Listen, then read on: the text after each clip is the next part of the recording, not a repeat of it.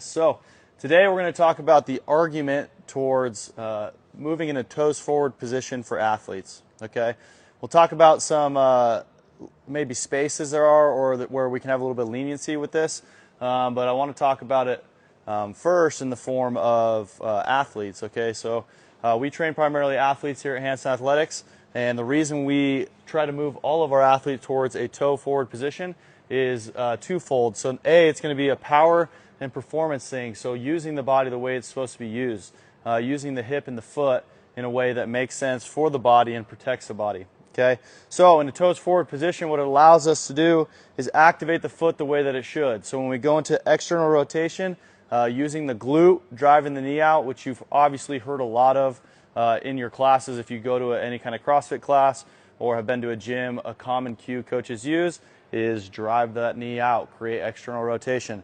So if you do not have that foot forward, you're actually not able to utilize all that torque you're creating on the floor.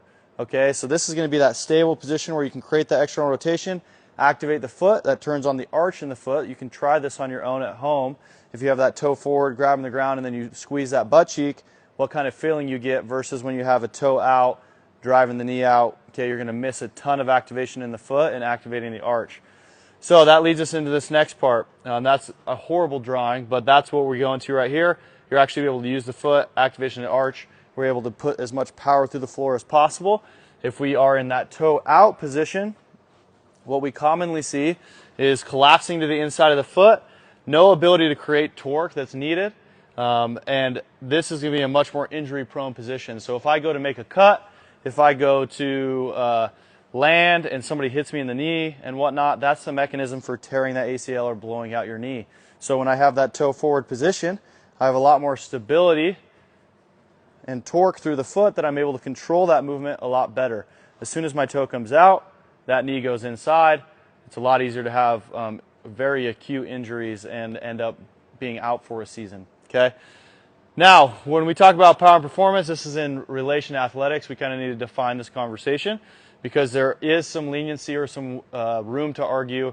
If you are a CrossFit athlete, if you are someone that's just into general fitness, you're not out running and cutting and jumping, which we would argue we would love to see you do to maintain that capability and age well over time and be able to move longer. But if you decide that that's not really in your wheelhouse and you're just doing wall balls, you're just squatting, you're moving mostly bilateral, you're just trying to get in shape, now there's some room to move with the body in terms of, okay, this is the way I feel best. I'm just trying to get in shape. I'm just trying to do more work.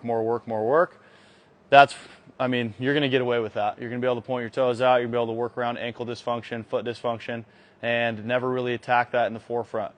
We would recommend, even though you aren't an athlete, to start to work towards that toe forward position, because what you'll find is you're going to have to start to find limitations in your hip and your ankle and your foot and work through that, which can be a long, monotonous process, but that's something that needs to be gone through if you want to move the best for the rest of your life and feel the best and not have as much joint pain, foot pain, little issues that come up with training.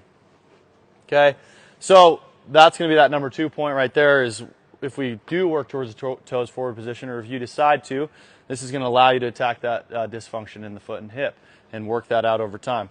Kind of already touched on this, but number 3, for athletes, why this is a no-brainer, getting to a toes forward position versus a toe out, whether you have to use a heel, weightlifting shoes, whatever, over time you can get to that toe forward position, but find a way to get your athletes into that right away because that's going to be a way, if you can get them to pattern that on the field and they're cutting and jumping, you're going to have a much more resilient athlete. You're going to see a lot less injuries. You're going to have a lot less blown out knees. And overall, you're going to give your athlete the opportunity to play their best, compete their best, and perform. So that's just a quick, brief overview of why we try to move all our athletes to toes forward. We understand that there's a little bit of space to potentially train with the toes out if you are just a general pop person. But if you are working with athletes, I think this is something that you have to start attacking and understanding to be able to take your athletes to the next level and also give them the best product and let them compete for the rest of their lives. So any questions on that, send them over. I'm going to keep doing some live videos if you guys like them. I'll go through any questions you guys put in there later, and I hope you guys have a great day. Thanks for tuning in.